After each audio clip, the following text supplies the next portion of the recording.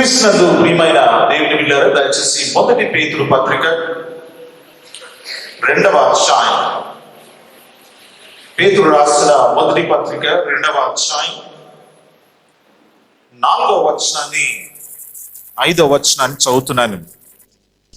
మనుషుల చేత విసర్జింపబడినను దేవుని దృష్టికి ఏర్పరచబడినదియు అమూల్యమును సజీవమునైన రాయగు ప్రభువు నొద్దకు వచ్చిన వారై యేసుక్రీస్తు ద్వారా దేవుని అనుకూలమునకు ఆత్మ సంబంధమైన బలును అర్పించుటకు పరిశుద్ధ యాజకులుగా ఉండునట్లు మీరును సజీవమైన రాళ్ల వలె ఉండి ఆత్మ సంబంధమైన మందిరముగా కట్టబడుచున్నారు. క్రీస్తునందు ప్రియమైన దేవుని బిడ్డలారా, ఆ సాక్ష్యాన్ని చివరి రోజు నేను చెప్తాను. దేవునికి చాలా దూరంగా జీవించి ఆయన కృప ద్వారా రక్షణలోనికి వచ్చి ఆయన పక్షంగా నిలబడడానికి దేవుడి కృప చేశాడు. మొదట నేను రెవరెండ్ రూబెన్ మార్క్ దీన్ని ఆరంభించినప్పుడు ఇన్ని సంవత్సరాలు దేవుడు దీన్ని కొనసాగిస్తాడని మేము ఎప్పుడు ఊహించలేదు. తమ్ముడు శామ్ సుకుమార్ లీడర్షిప్ తీసుకున్న తర్వాత తమ్ముడోళ్ళు శామ్యుల్ జాన్ శేఖర్, అగస్టిన్ అన్న, మరి యూపీఎఫ్ లీడర్షిప్ వినోద్, వీళ్ళు తీసుకున్న తర్వాత దేవుడు ఈ పరిచయం చాలా విస్తరింపజేశాడు. వారి నాయకత్వంలోనే మేము నడుస్తున్నాం. వారు చాలా శ్రమ తీసుకున్నారు, కష్టపడ్డారు. మీకు ఏర్పాట్లు చేయాలంటే స్పెషల్లీ అకామిడేషన్ ఏర్పాటు చేయడం, మగపిల్లలకి, ఆడపిల్లలకి అంటే అయ్యగారులు క్యాంపస్ ఇచ్చారు, మగపిల్లలకి అకామిడేషన్ ఇవ్వడానికి ఎన్ని ప్రైవేట్ స్కూల్స్ చుట్టూ తిరగాల్సి వచ్చిందో డాక్టర్ పరంజ్యోతి గారికి తెలుసు. వారు సహాయం చేశారు. శామ్ అండ్ వారి టీం చాలా కష్టపడ్డారు. మా ఆశ ఒక్కటే, దేవుడు మాకిచ్చిన దీవెన మీరు పొందాలని. నేను గత రాత్రి ప్రార్థన చేస్తుంటే మీలో కొంతమందిని దేవుడు నాకు చూపించాడు. మాకంటే దేవుడు మిమ్మల్ని ఉన్నతంగా వాడుకోబోతున్నాడు. నమ్మిన వారు గట్టిగా హల్లెలూయా చెప్తాం. కారణం ఏంటో తెలుసా? ఎంతో దేవుడు ఒక సంకల్పం చొప్పున, ప్రణాళిక చొప్పున మనల్ని తీసుకుని వచ్చాడు. ఈ భాగాన్ని లేదా మేము చాలా ప్రార్థన పూర్వకంగా ఈ సజీవమైన రాళ్ళు అనే అంశాన్ని తీసుకుని వచ్చాను. కారణం ఏమిటంటే, సజీవమైన రాయి ఎవరు అంటే 4వ వచనంలో మనం చూస్తాం, యేసుక్రీస్తు ప్రభువే. బైబిల్లో నేను కొంతమంది వ్యక్తులను చూశాను. తమ్ముడు, చెల్లి, నేను మనవి చేస్తున్నాను, శ్రద్ధగా వాక్యం వినండి. కారణం ఏంటో తెలుసా? రేపటి దినం మంది కాదు. ఏం సంభవిస్తో తెలియని దినాల్లో బతుకుతున్నాం. క్షణంలో లోకాన్ని విడిచిపోయే బ్రతుకులు చూస్తున్నాం. యవనస్తులు, ఇందాక పాస్టర్ గారు శ్రీనివాస నాయకయ్య గారు చెప్పినట్టుగా అకాల కాయలు రాలిపోయినట్టుగా యవనస్తులు ఈ దినాల్లో రాలిపోతున్నారు. దానికి కారణం ఏమిటి అని కొన్ని సంవత్సరాల క్రితం నేను ఒక రీసెర్చ్ చేశాను. ఏ యవనస్తుడైనా సడన్గా చనిపోతే వెళ్ళి వాళ్ళ ఇంట్లో తల్లిదండ్రులతో మాట్లాడి వాళ్ళ యొక్క చరిత్రను నేను రాశాను. అది చూస్తే నాకు ఆశ్చర్యం అనిపించింది. దాదాపు 80 to 90% ఆఫ్ కేసెస్లో యవన బిడ్డలు సడన్గా అకాల మరణం అయిపోయి ఆకాల కార్యాలు రాయినట్టు రాలిపోయారు అంటే దానికి కారణం ఒక్కటే, దేవుని భయము భక్తి లేని జీవితం, తల్లిదండ్రులకు లోబడిన జీవితం. ఎందుకంటే బైబిల్ ఒక మాట చెప్తుంది, నువ్వు దీర్ఘాయుష్మంతుడు అవ్వనట్లు మీరు చెప్పాలి, నీ తల్లిని నీ తండ్రిని సన్మానించు. ఈ పని చేయనందుకు చాలా మంది జీవితాల్లో సడన్గా రాలిపోయారు. కానీ ఈ 3-4 దినాలు మేము ఆశపడేది, ప్రార్థించేది కన్నీటితోని ఒకటే, మీ జీవితాలు దీవించబడాలి, మీ జీవితాల్లో ఒక సరైన తీర్మానం చేసుకొని ఇక్కడి నుంచి వెళ్ళాలి అని ఆశపడుతున్నాము. నేను ప్రపంచ వింతల్లో ఒక వింత ఏంటో తెలుసా? పిరమిడ్స్. ఇంతకుముందు 7 వింతల్లో ఉండేది. ఈ పిరమిడ్స్ ఏంటంటే మమ్మీస్ ఫరేస్ యొక్క సమాధులు అన్నమాట. వాళ్ళు ఉపయోగించే వస్తువుల్ని వాళ్ళతో దాచిపెట్టడం వాళ్ళకి అలవాటు. వాళ్ళు ఉపయోగించే వస్తువులు, దుస్తులు, వజ్రాలు, వైడూర్యాలు, బంగారం వాళ్ళతో పాతి పెడతారనమాట. అతి పిన్న వయసులో చచ్చిపోయిన ఫరో పేరేంటంటే ట్యూట్. ఎన్ని సంవత్సరాలకు చచ్చిపోయాడంటే 16 సంవత్సరాలకు చచ్చిపోయాడు. ఆయన సమాధిలో ఉన్నంత వజ్రాలు, వైడూర్యాలు, బంగారం ఎవరి సమాధిలో లేదట. అందుకే చాలా మంది ఆర్కియాలజిస్ట్ ఆయన సమాధి కోసం తవ్వకాలు చేశారు. హవర్డ్ కార్టర్ అనే ఒక ఇంగ్లీష్ ఆర్కియాలజిస్ట్ ఐగుప్తు చుట్టుపక్కల 40 సంవత్సరాల తవ్వకాలు చేసి సమాధి దొరకక విసిగిపోయి టీం అంతటినీ కూడా డిస్పర్స్ చేసి ఇంటికి వెళ్ళిపోయాడు ఇంగ్లాండ్ దేశానికి. ఒకరోజు బ్యాక్ యార్డ్లో కూర్చుని ఉంటే వాళ్ళ కుమార్తె అందిట, డాడీ 40 years కష్టపడ్డావు కదా, మరొక్కసారి ఎందుకు ప్రయత్నం చేయకూడదు అంటే, ఒక్కతే కుమార్తెట చాలా ప్రేమిస్తాడట. ఆ పాప అంది కదా అని మళ్ళా టీం అంతటిని తీసుకొని మళ్ళా ఐగుప్తుకు వచ్చి 40 సంవత్సరాల క్రితం ఎక్కడ తవ్వకం మొదట ఆరంభించాడో అక్కడ తవ్వడం మొదలుపెట్టాడు. మళ్ళీ సరిగ్గా 1 అడుగు లోపలికి తవ్వేసరికి ఓ ఫ్లాట్ బండ కనపడింది. బండ మీద చెక్కడం ఉంది.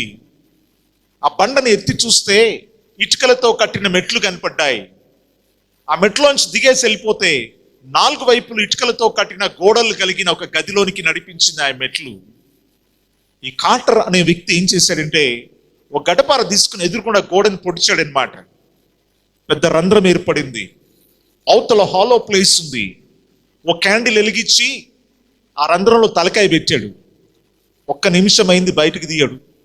2 నిమిషాలు అయింది, బయటకు తీయడు. టీం మెంబర్స్ ఆదుర్ద ఎక్కువైపోయింది, అవతల ఏముంది అని.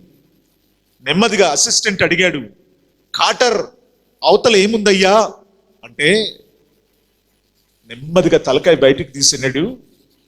చూట్ సమాధి, వజ్రాలు వైడూర్యాలు బంగారం మెరిసిపోతా ఉంది అన్నాడు.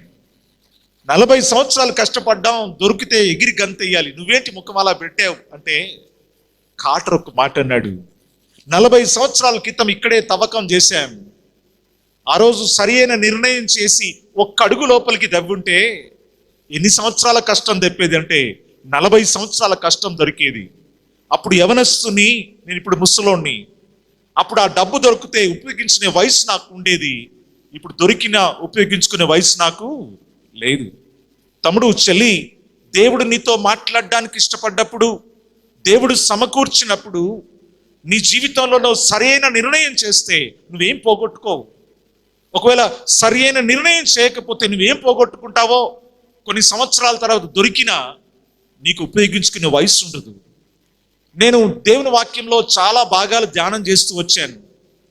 కానీ ఈ సజీవమైన రాళ్ళు అంటే ఎవరు? మనం బేతేలు అనుభవంలో చూసిన యాకోబు తన తల కింద ఒక రాయి పెట్టుకుని నిద్రపోయాడు.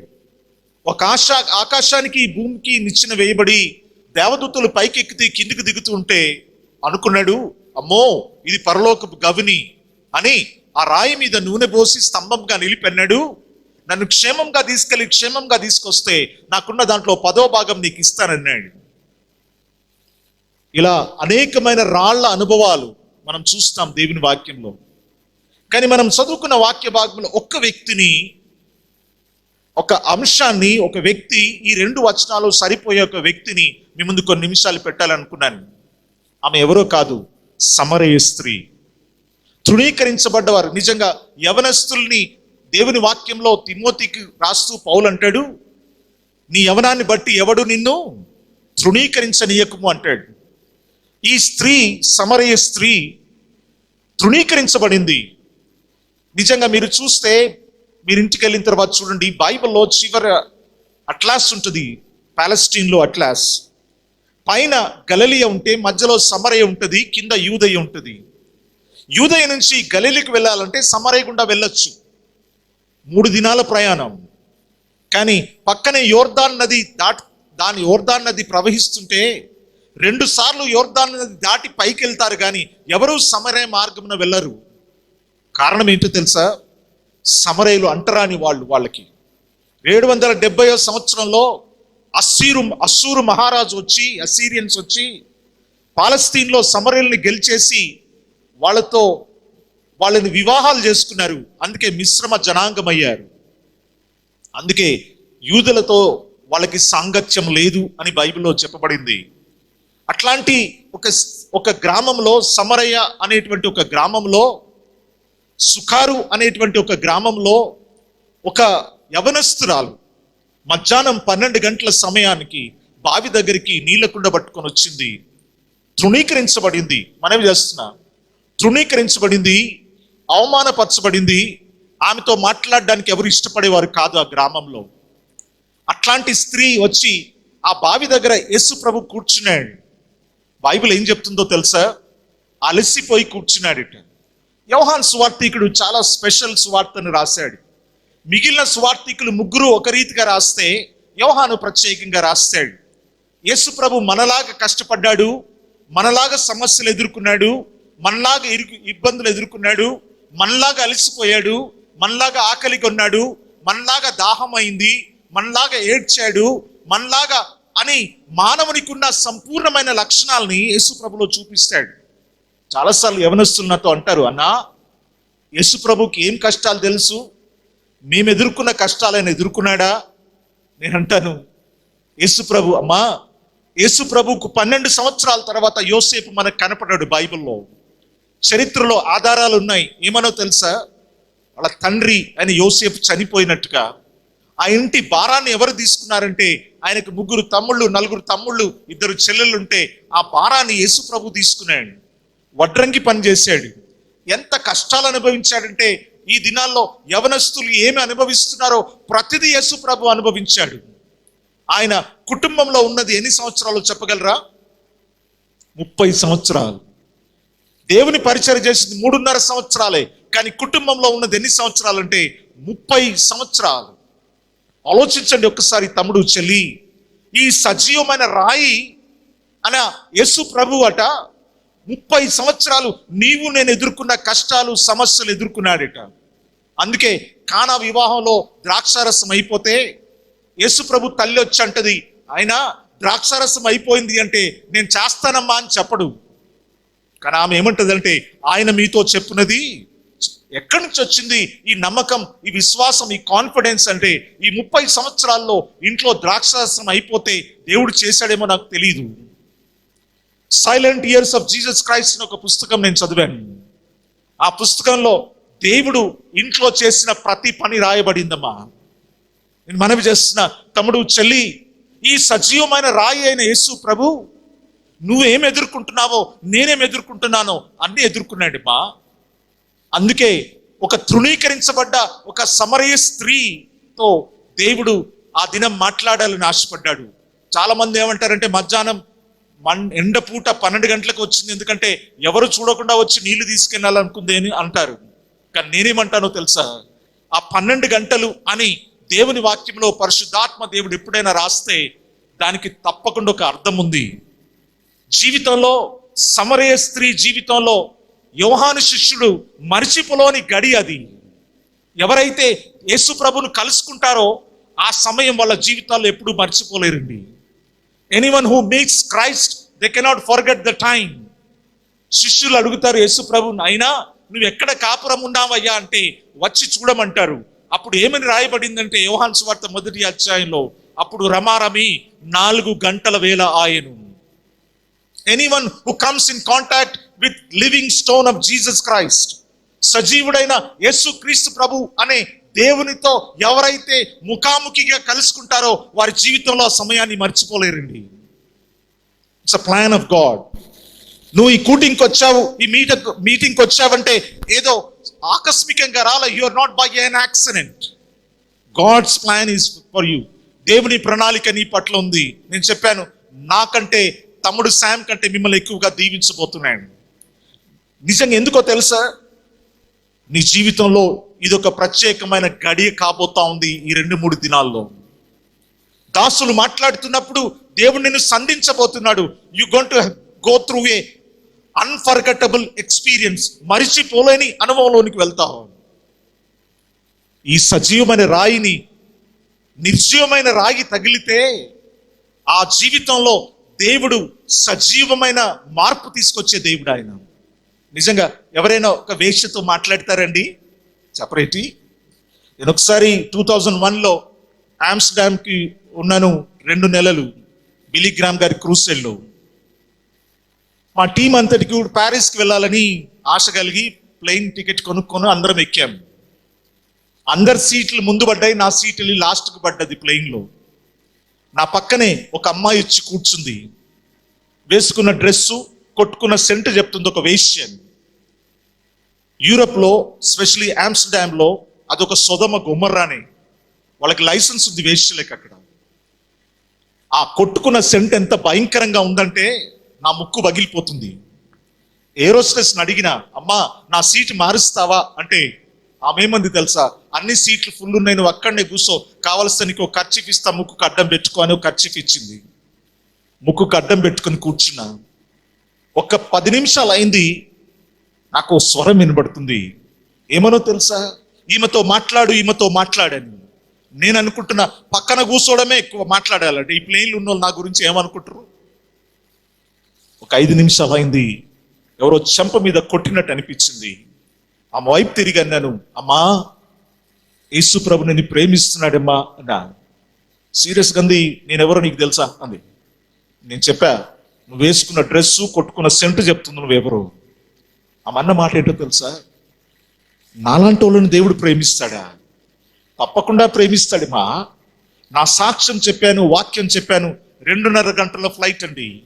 ప్యారిస్లో ల్యాండ్ అయింది. అందరూ లేచి నిలబడితే ఈ అమ్మాయి లేచి నిలబడలా. 2 కళ్ళలోంచి నీళ్ళు గారిపోతున్నాయి. ఒక మాట అంది, పాస్టర్ నా కోసం ప్రార్థన చేస్తావా? ప్లేన్లో అందరూ చూస్తుంటే ఆ 2 సీట్ల మధ్య మోకాళ్ళు నింది ప్రార్థన చేశాను. లేచి ఒక్క మాట అంది, అందరూ నా శరీరంతో ఆడుకున్నారు కానీ అమ్మా పాస్టర్ గారు, నన్ను లైఫ్లో ప్రేమతో మాట్లాడి నాకు దేవుని ప్రేమ గురించి ఎవరు చెప్పలేదండి. నన్ను ఇట్లా పలకరించిన వాళ్ళు ఎవరు లేరండి. నా జీవితాన్ని మార్చేసుకోవాలనుకుంటున్నా. మీరు మాట్లాడిన ఒక్క పిలుపు నా జీవితాన్ని మార్చింది అని చెప్పింది. తిరుగు ఫ్లైట్లో వెళ్ళిపోయింది, వృత్తి మానేసింది, పెళ్లి చేసుకుంది, బ్యాంకులో ఉద్యోగం చేస్తుంది, 2 పిల్లలు పుట్టారు. పెద్దోడు మగ పిల్లోడు పుడితే ఎవరి పేరు పెట్టుకుందో తెలుసా? చెప్పండి, ఎవరి పేరు పెట్టుకొని ఉండొచ్చు? నా ఈమెయిల్స్లో ఆ అమ్మాయి పంపే మెయిల్స్ చూస్తే బోర్ని ఏడ్చాను నేను. దేవుని సజీవమైన రాయి అయిన యేసు ప్రభువుని నిర్జీవమైన ఒక రాయి వచ్చి ఆయన ఎదురుగుండా కూర్చుంటే చాలు. దేవుడు కార్యం వాడి జీవితంలో నిర్జీవమైన రాయిని సజీవమైన రాయిగా మార్చేటువంటి వాడు. నీ జీవితాన్ని నీకు చూపించేవాడు. నిజంగా సమరయ స్త్రీ ఆశ్చర్యపోయిన విధం ఏంటో తెలుసా? ఒక బోధకుడు, మీకు తెలుసా పరిసయ్యులు అనేవాళ్ళు ఎంత భయంకరమైన నిష్ట కలిగిన వాళ్ళంటే, బ్లీడింగ్ ఫారిసీస్ అంటారు పాలెస్టైన్లో. రోడ్డు మీద ఒక స్త్రీ కనపడితే మాట్లాడరన్నమాట. మాట్లాడడం అట్లా ఉంచండి. సొంత భార్య కనపడ్డా, చెల్లి కనపడ్డా, కుమార్తె కనపడ్డా కళ్ళు మూసుకొని నడుస్తారు వాళ్ళు. అలా నడుస్తుంటే గోడకో స్తంభానికో కొట్టుకుంటే ఎన్ని బొడుపులు వస్తే అంత గ్రేట్ అన్నమాట. వాళ్ళకి బ్లీడింగ్ ఫారిసీస్ అంటారు. పరిసయ్యులు కానీ బోధకులు కానీ, ఆ దినాల్లో ఒక బోధకుడు, నిష్ట కలిగిన ఒక బోధకుడు ఒక సమరయ స్త్రీతో మాట్లాడడం చూసిన వాళ్ళు నోటి మీద వేలేసుకుంటారు. కానీ ఇక్కడ ఆ స్త్రీ ఒక రాయి లాంటి బతుకుతున్న స్త్రీ. అమ్మా, ఆమె అన్న మాట ఏంటో తెలుసా? మొదటిసారి ఒక విమర్శ చేసే బోధకుడిని చూడలే, ఆమె ప్రేమతో మాట్లాడే బోధకుడిని చూసింది. She has not seen a critic, but she has seen a friend. ఒక స్నేహితుని చూసింది యేసు ప్రభువులో. ప్రేమతో మాట్లాడే స్నేహితుని చూసింది. యూదులతో సాంగత్యం చేయని, తృణీకరించబడ్డ, ఒక తన జీవితాన్ని తృణీకరించుకున్న ఒక యవనస్తురాలు దేవుని కలుసుకున్నప్పుడు తన జీవితాన్ని తను చూసుకుంది. యేసు ప్రభు జీవితం తనకు బయలుపరిచాడు ఆయన. నేను మనవి చేస్తున్నా, తమ్ముడు చెల్లి, ఈ 4 దినాల్లో దేవుడు నిన్ను ఒక సజీవమైన రాయిగా మార్చబోతున్నాడు. నమ్మిన వారు గట్టిగా హల్లెలూయా చెప్తాం.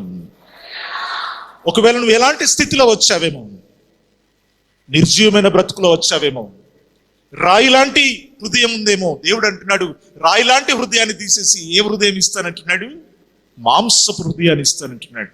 నిజంగా ఒక మాంసపు హృదయం ఇస్తే ఆ సమరయ స్త్రీ జీవితంలో ఉన్న శ్రేష్టమైన లక్షణం ఏంటో తెలుసా? చాలాసార్లు యవనస్తులు ఏమనుకుంటారంటే, అన్నా మనం పక్కోళ్ళని చూస్తాం, ముందోళ్ళని చూస్తాం, వెనుకోళ్ళని చూస్తాం, కానీ మనల్ని మనం చూసుకోము. కానీ యేసు ప్రభువును కలుసుకున్న ఏ వ్యక్తి జీవితంలో అయినా వాళ్ళ జీవితాన్ని వాళ్ళకి దేవుడు చూపించేవాడు యేసు క్రీస్తు ప్రభు. మీకు తెలుసా, ఈ మధ్య మా చర్చ్లో ఓ యవనస్తుడు ఒక అమ్మాయిని ప్రేమించాడు. తీసుకొచ్చాడు నా దగ్గరికి, అన్న పెళ్లి చేయాలి అని. నేను ఫీచర్స్ గురించి మాట్లాడట్లా. ఆ పిల్లోడు చాలా పొడుగున్నాడు, ఆ అమ్మాయి నడుము దగ్గర కూడా లేదు. నేను సీరియస్గా అడిగిన, తమ్ముడు ఈ అమ్మాయిని ప్రేమించానన్నావు కదా? అవునన్నా అన్నాడు. ఒక్క మాట చెప్పు, నువ్వు ఏం చూసి ప్రేమించినావు ఈ అమ్మాయిలో అన్నాను. సీరియస్గా ఆ పిల్లోడు నా వైపు చూసి ఏమన్నాడు తెలుసా? నా కళ్ళు పెట్టుకొని చూడన్నా నీకు తెలుస్తుంది అన్నాడు. నేను ఎంతసేపు మన కళ్ళు పెట్టుకొని మన జీవితాలు చూస్తాం కానీ యేసు ప్రభు కళ్ళు పెట్టుకొని మన జీవితాన్ని చూస్తే మన జీవితం మనకు అర్థమవుద్ది. సమరయ స్త్రీ తన కళ్ళతో తన జీవితాన్ని చూసుకోవట్లా, యేసు ప్రభు కళ్ళతో తన జీవితాన్ని చూసుకుంటుంది. నిర్జీవమైన బ్రతుకు సజీవమైన రాయిగా మార్చబడ్డానికి కారణం ఏంటో తెలుసా? విమర్శ. మనల్ని మనం పరీక్షించుకోవాలి అంటే దేవుని వాక్యంలో, దేవుని వాక్యం అద్దం లాంటిది అని దేవుని వాక్యం చెప్తా ఉంది. సుత్తె వంటిది అని దేవుని వాక్యం చెప్తా ఉంది. జీవితాల్ని మార్చగలిగిన శక్తి దేనికి ఉన్నదో తెలుసా? దేవుని వాక్యానికే ఉంది. దేవుని ముఖాముఖిగా కలుసుకునే అనుభవం యూపీఎఫ్ మీకు ఇచ్చింది తమ్ముడు చెల్లి. దీని వెనుక ఎంతో శ్రమ ఉంది, ఎంతో ప్రయాసం ఉంది. కానీ మీరు తర్వాత వెళ్ళి చూడండి, సమరయ స్త్రీ మొదట ప్రభువుని శత్రువుగా చూసింది. యూదులతో సాంగత్యం లేదుట. కానీ కొంచెం దూరం వెళ్తే ఆయనని ఏమన్నది అంటే ప్రవక్త అన్నది. కొంచెం దూరం పోయిన తర్వాత ఏమన్నది అంటే మెస్సయ్య అన్నది. ఇంకా కొంచెం దూరం పోయిన తర్వాత ఏమన్నది అంటే ఈయన క్రీస్తు కాడా అన్నది. ఒక ప్రోగ్రెసివ్ రివల్యూషన్ యేసు ప్రభువును కనుగొన్న ప్రతి ఒక్క వ్యక్తి జీవితంలో జరుగుద్ది. క్రమంగా నువ్వు దేవునితో సమయం గడికిన కొలది నీ జీవితం నీకు అర్థమవుద్ది. యేసు ప్రభువులో ఉన్న శ్రేష్టమైన లక్షణాలు నీకు అర్థమవుతాయి. తమ్ముడు చెల్లి, నువ్వు ఇక్కడి నుంచి వెళ్ళే లోపల ఒక సజీవమైన రాయిలాగా నిలబడాలని మేము ఆశపడ్డాం, ప్రార్థించాం, వేదనతో ప్రార్థించాం, కన్నీటితో ప్రార్థన చేశాం. నీకోసం ప్రాణం పెట్టడానికి మేము సిద్ధం. నీకు ఆశ్చర్యం అనిపిస్తుండొచ్చు, నా నీకోసం ప్రాణం పెట్టడానికి మేము సిద్ధం. కారణం ఏంటో తెలుసా? మా కోసం దేవుడు ప్రాణం పెట్టాడు. ఈ సమరయ స్త్రీ సాక్షిగా నిలబడ్డది. మొత్తం ఇంతకు ముందు ఎక్కడికి పోయిందో అవమానం, సిగ్గు. ఊర్లోనికి వెళ్ళి నాతో చెప్పినవన్నీ వచ్చి, నన్ను చెప్పినవాడు వచ్చి చూడండి ఈయన క్రీస్తు కాడా. ఒక గ్రామాన్ని ప్రభు దగ్గరికి నడిపించింది.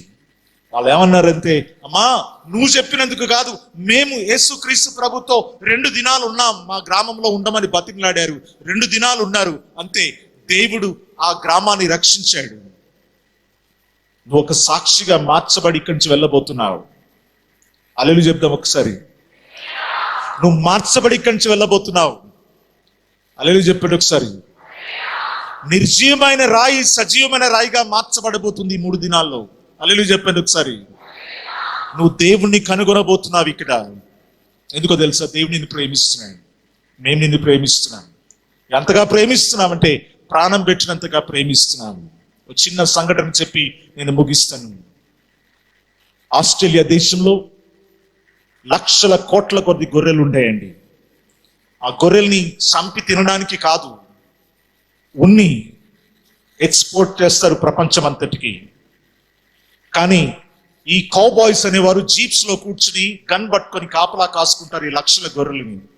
ఏం జరుగుద్దో తెలుసా? అక్కడ ఒక రకమైన పక్షి ఉందట. ఆ పక్షి వచ్చి కనపడ్డదంటే ఈ గొర్రెల కాపరుల గుండెల్లో రాయి పడుతుందట.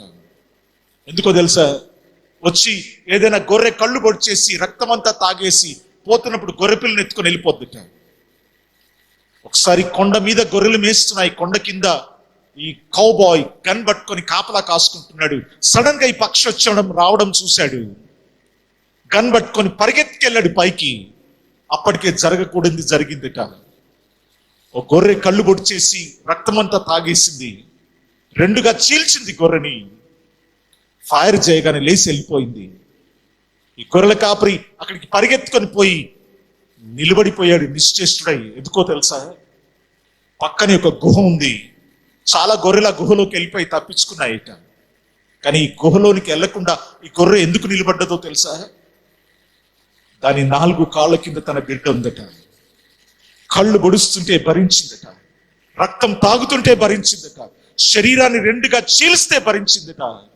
కానీ బిడ్డను మట్టుకు అప్పగించలేదట.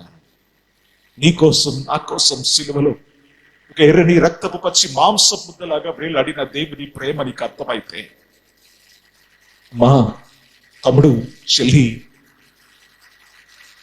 నేను ప్రభులోనికి వచ్చిన దినాల్లో బతిమిలాడాను. ఒక్కసారి నీ సిలువ దృశ్యం చూపించినంటే 6 నెలలు బతిమిలాడితే ఒక్కసారి చూపించాడు. ఇప్పటి వరకు మర్చిపోలేను. నేను మాట్లాడితే నాకు అదే గుర్తొస్తాయి, భోంచేస్తే అదే గుర్తొస్తాయి, నిద్రపోతే నా కల్లో అదే గుర్తొస్తుంది. ఒక ఎర్రని రక్తపు పచ్చి మాంసపు ముద్దనే మండు టెండలో కల్వరి కొండ మీద ఆకాశానికి భూమికి మధ్య వేలాడుతూ ఉంటే తల మీద పెట్టబడిన ముండ్ల కిరించ కాని రక్తం కారిపోతుందమ్మా. కళ్ళలో రక్తమే, ముక్కులో రక్తమే, నోట్లో రక్తమే, అంతా రక్తసిక్తమే. శ్వాస తీసుకొని శ్వాస విడిచిపెడుతుంటే మేకుల మధ్య శరీరం పైకి కిందికి కదులుతుంటే దూగడా బట్టని చెక్కకేసి దున్నబడిన వీపు రాసుకుంటా ఉంది. మీరు ఏ డాక్టర్ని అడగండి, 80% రక్తం మన శరీరంలో ప్రతి క్షణం ఎక్కడికి వెళ్తుందో తెలుసా? తలకి వెళ్తుంది. ఆ రక్తం అంతా కారిపోతుంది. కళ్ళేంటో, ముక్కేంటో, నోరేంటో, చెవులేంటో ఒక రక్తపు పచ్చి మాంస ముద్దకు ప్రాణం పెడితే ఎలాగున్నాడు? మండు టెండలో కల్వరి కొండ మీద వేలాడుతున్నాడు. ప్రభు వైపు చూసి అడిగాను, ఎందుకు ఇంత శిక్ష అనుభవించావు నాయన అనగానే 2 కళ్ళు తెరుచుకున్నాయి, నోరు తెరుచుకుంది. నాకు మాట వినపడతా ఉంది, శామ్, నువ్వు ఉండవలసిన చోటు నేను తీసుకున్నాను, నువ్వు పొందవలసిన శిక్ష నేను పొందాను, నీకోసం నేను ప్రాణం పెట్టాను, నీకోసం నేను ఏమైనా చేస్తాను.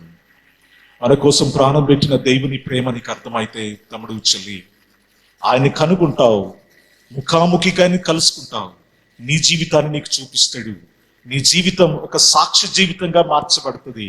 నువ్వు ఒక సాక్షి రాయిగా మార్చబడతావు.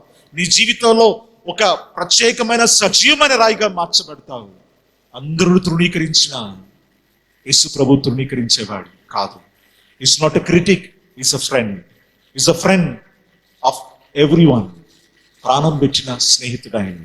శిష్యులను ఏమంటాడో తెలుసా? నేను మిమ్మల్ని శిష్యులను పిలవను, ఏమని పిలుస్తాను? స్నేహితులను పిలుస్తాను. ఆ స్నేహితుని కలుసుకోవడానికి యూపీఎఫ్ ఏర్పాటు చేసింది.